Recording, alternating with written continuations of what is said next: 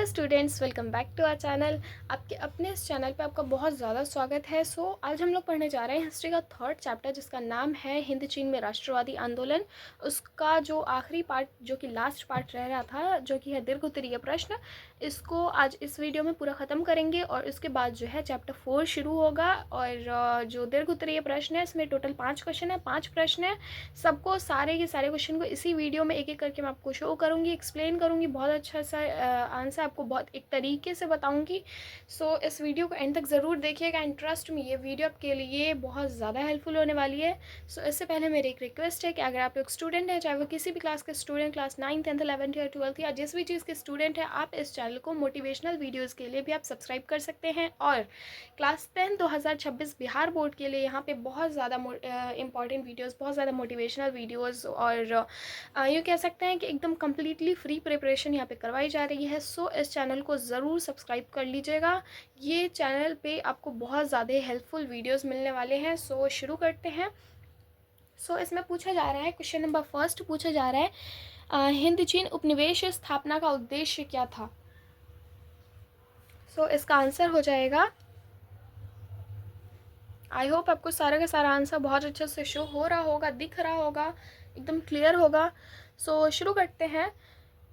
Answer है, France द्वारा हिंद चीन को अपना उपनिवेश बनाने का प्रारंभिक उद्देश्य, यानी पहला उद्देश्य था, डच एवं ब्रिटिश कंपनियों पर के व्यापारिक आगमन से था। भारत में फ्रांसीसी कमज़ोर पड़ रहे थे। चीन में उनकी व्यापारिक प्रतिद्वंद्विता मुख्य रूप से इंग्लैंड में था। इस आधार पर उसे हिंद चीन क्षेत्र उचित लगा, जहां खड़े होकर वे दोनों तरफ, भारत और चीन, मतलब इसीलिए हिंद चीन कहा जाता था कि ताकि भारत, हिंद यानी भारत और चीन दोनों पर व्यापार कर सके। उसे कच्चे माल की आपूर्ति उपनिवेशों से होती थी एवं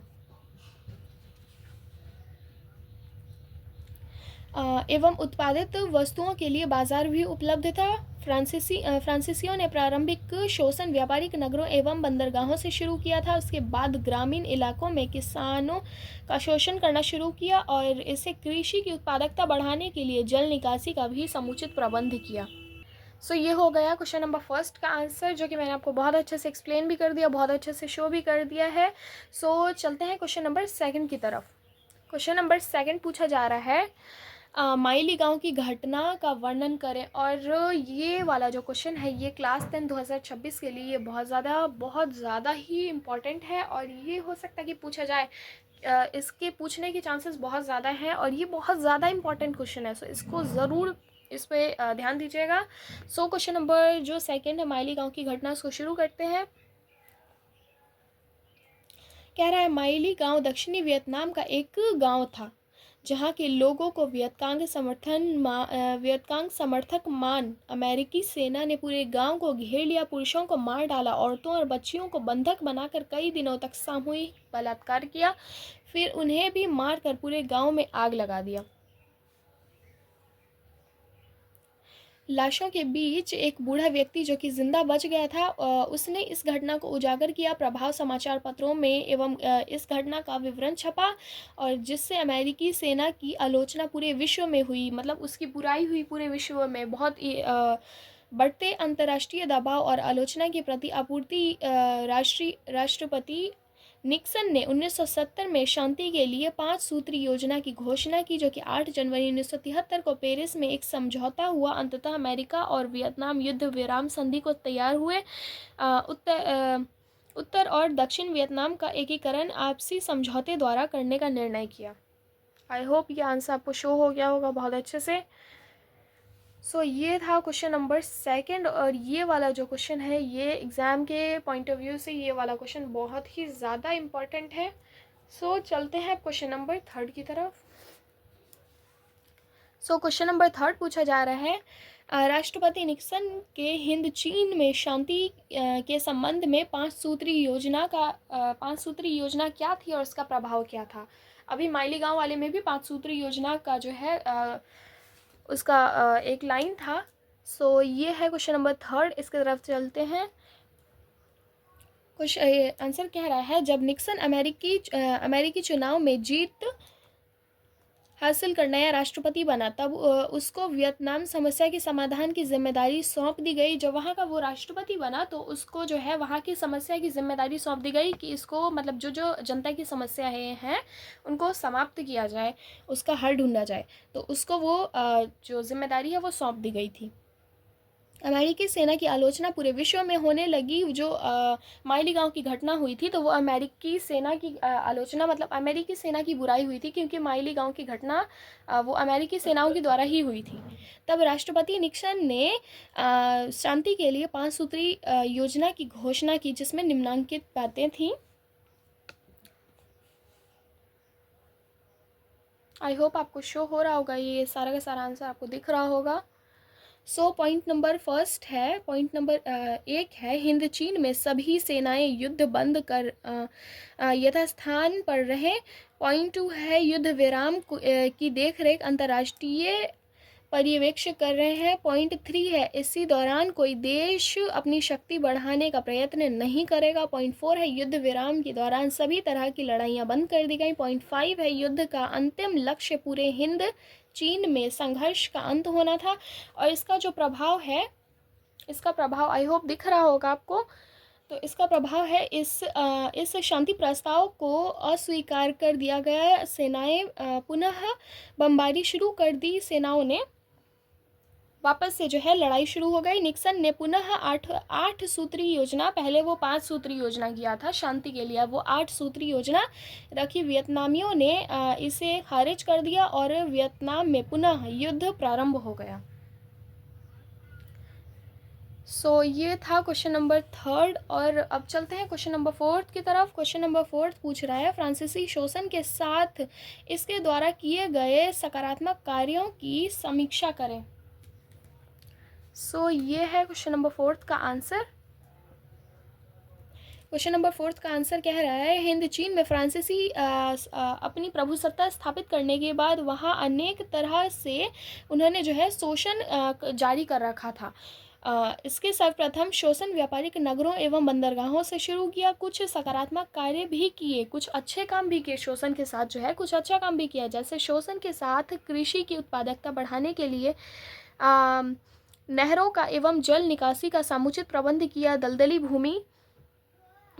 भूमि और जंगल आदि में कृषि क्षेत्र को बढ़ाया जाने लगा, जिसके फलस्वरूप जो है 1931 में वियतनाम विश्व का तीसरा सबसे बड़ा चावल निर्यातक देश बन गया। मतलब वियतनाम में बहुत ज़्यादा चावल की उस साल जो है खेती हुई थी 1931 में।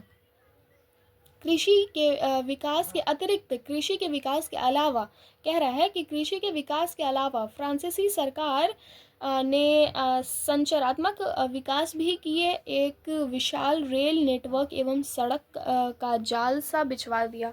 मतलब सड़क की भी बनने की शुरुआत वहाँ हो चुकी थी। सो ये हो गया क्वेश्चन नंबर 4 भी ख़त्म। अब चलते हैं क्वेश्चन नंबर 5 की तरफ। सो क्वेश्चन नंबर 5 पूछा जा रहा है, हिंद चीन में राष्ट्रवाद के विकास का वर्णन करें। सो क्वेश्चन नंबर 5 ये रहा। क्वेश्चन नंबर 5 का आंसर है, हिंद चीन में राष्ट्रवाद के विकास में विभिन्न तत्वों का योगदान था। 20वीं शताब्दी की शुरुआत में यह विरोध एवं मुखर होने लगा। लोग छोटे छोटे मामलों में अपना असंतोष प्रकट करने लगे, अपना दुख जो है प्रकट करने लगे। आगे इसका आंसर है,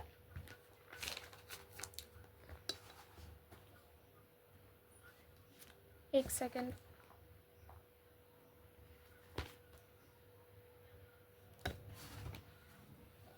आई होप ये सारा का सारा आपको शो हो रहा होगा, अच्छे से समझ आ रहा होगा।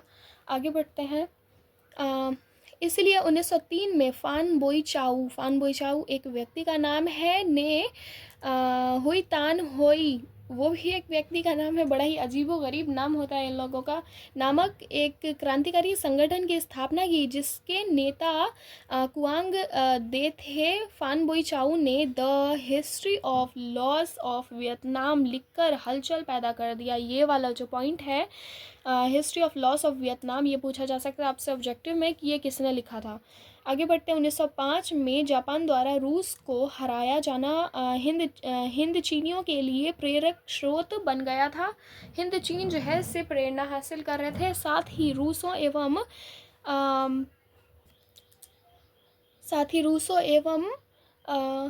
मांटेक्स है। जैसे फ्रांसीसी विचारक इसे उद्वेलित कर रहे थे, उसी समय एक दूसरे राष्ट्रवादी नेता फान बोई त्रिन हुई, जिन्होंने राष्ट्रवादी आंदोलन को बढ़ा दिया। और हालांकि हिंद चीन में प्रारंभिक राष्ट्रवाद का विकास को चीन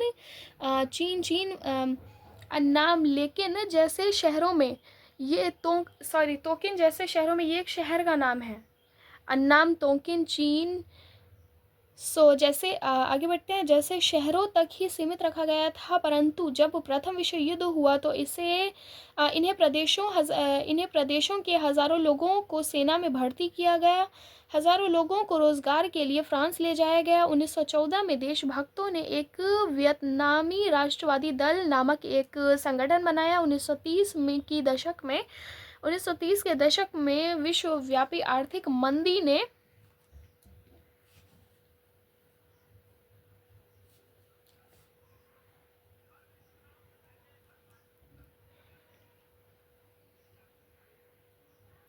यहाँ थे आई थिंक देशभक्तों ने वियतनामी राष्ट्रवादी दल नामक एक संगठन बनाया। ये पूछा जा सकता है आपसे ऑब्जेक्टिव में राष्ट्रवादी दल के बारे में। 1930 के दशक में विश्वव्यापी आर्थिक मंदी ने राष्ट्रवाद के विकास में योगदान दिया। अंततः 1930 में ही हो ची मिन के नेतृत्व में वियतनाम ने स्वतंत्रता प्राप्त की। ये क्वेश्चन नंबर 5 का भी आंसर मैंने आपको बहुत अच्छे से शो कर दिया। सारे के सारे आंसर आपको मिल गए एक एक करके। अगली वीडियो में आप जो चैप्टर 4 है भारत में राष्ट्रवाद, जो कि एग्ज़ाम के पॉइंट ऑफ व्यू से ये वाला जो चैप्टर भारत में राष्ट्रवाद, इससे बहुत ज़्यादा क्वेश्चन आते हैं और 2025 में भी इससे बहुत ज़्यादा क्वेश्चन आते हैं। आए थे। 2026 में इस चैप्टर जो है, जो चैप्टर नंबर 4 है भारत में राष्ट्रवाद, उससे बहुत ज़्यादा क्वेश्चन आने के चांसेस है और ये बहुत ज़्यादा वेटेज रखता है। उसको शुरू करेंगे अगले वीडियो से। ये चैप्टर नंबर 3 जो है वो कंप्लीट होता है इसी वीडियो में। आई होप कि वीडियो आपको अच्छा लगा हो और इस चैनल को ज़रूर से सब्सक्राइब कर लीजिएगा, क्योंकि इस चैनल पे आपको बहुत ज़्यादा हेल्पफुल, बहुत ज़्यादा मोटिवेशनल वीडियोस, बहुत अच्छी वीडियोस आपको मिलती रहती हैं और मिलेंगी। Thanks for watching. मिलते हैं आपसे अगली वीडियो में।